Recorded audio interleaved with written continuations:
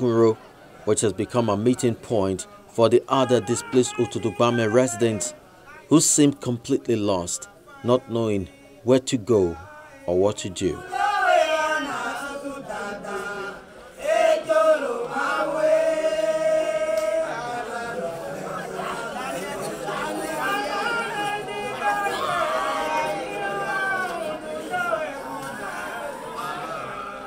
They present their cases one after the other. When they demolish us, we cannot even go there to pack our things for us to build where we sleep. So we don't have where to sleep. We're sleeping in the boat, and also even some people sleeping on other people's stilts. We're sleeping on top stilts. We don't have anywhere to stay. So, and with no food to eat and no water to drink. We don't know what happened to government, and we don't know what we did to government that it just came there and scattered us. For now, the lucky ones have become squatters, while others now live in their boats. When contacted to comment on the role of the police in the entire process, the State Police Commissioner exonerated the force of any unauthorized or unconstitutional role in the matter, claiming that the police only came in when Otodo Gbame became violent-prone and conflict-ridden. In that settlement, there are two main groups there, and they have a divide. As you enter, to the right is the settlement allegedly, claimed to be for the Yoruba-speaking settlers, while the left side is said to be for the Igbo-speaking people, mainly people that came into the country from Benin Republic, but somehow probably have family ties in Nigeria. And it's always been fight over toll collection. They have different tolls they collect, maybe for parking, for some utilities there. If it is not toll collection, it will be on who controls and who owns the different shrines they have there. And you have a whole sort of people there who just either use the porous waterway to get settled there or come from other places. You can't even really do a proper head count. So, and when you have such communities, some are drivers to some companies or whatever, they just go in there. It's inside the wheelbarrow that they will even sleep.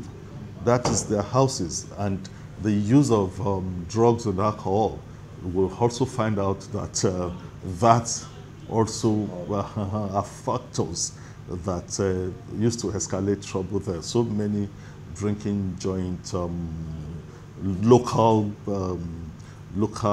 alcoholic drink and whatever. So it's a mixture, a potpourri of so many things. The CP also alleged Otodo Gbame was a threat to security. Those are the areas where, when people are abducted, they are kept. Those are the areas when the criminal elements committed what they need to commit, that they run to. So, and as usual, because of the rate of impunity among the people, once they see you wanting to enforce, they probably will resist.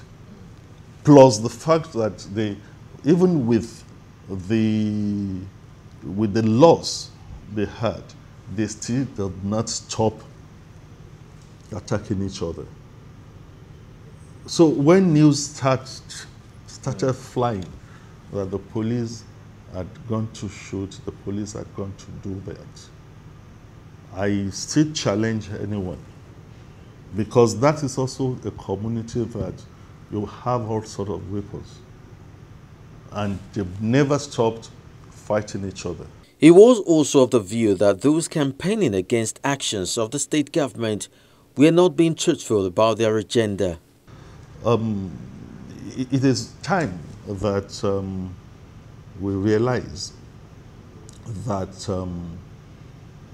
the umbrella of using canvassing and doing civil society work, it's also not an avenue to encourage criminality and, of course, encourage impunity. And that is what some of those fellows are doing. They think it is enough to get people on the streets and take the picture and, put it in their printing materials. We've galvanized people's opinion about government institutions to justify the funding that the international donors had given them. However, in an interview session with Megan Chapman, one of the coordinators of the group that have championed the Otodo Gbame concerns, she reveals that Lagos State has not done well by their actions and hopes the state government would review its stand on the Otodo Gbame story. For the government, honestly, we don't know what to say, because the level of brutality, the lack of human feeling, the lack of care for lives and properties is so extreme. But we want to remind the government that these are their citizens. These are the people that helped to elect them into power.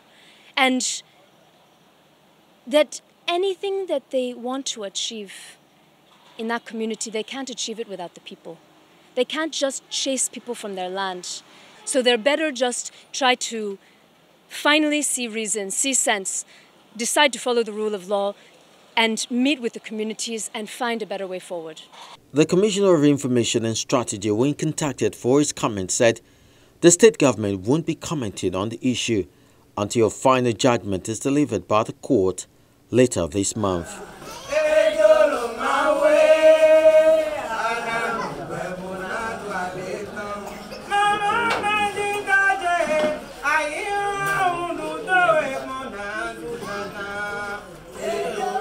The rule of law takes precedence in a law-abiding society.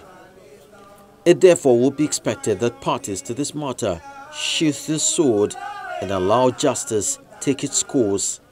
Until then, corporate or private organizations or individuals could do well, as some of them still live on their boats with nowhere to go, no clothes and no food to eat.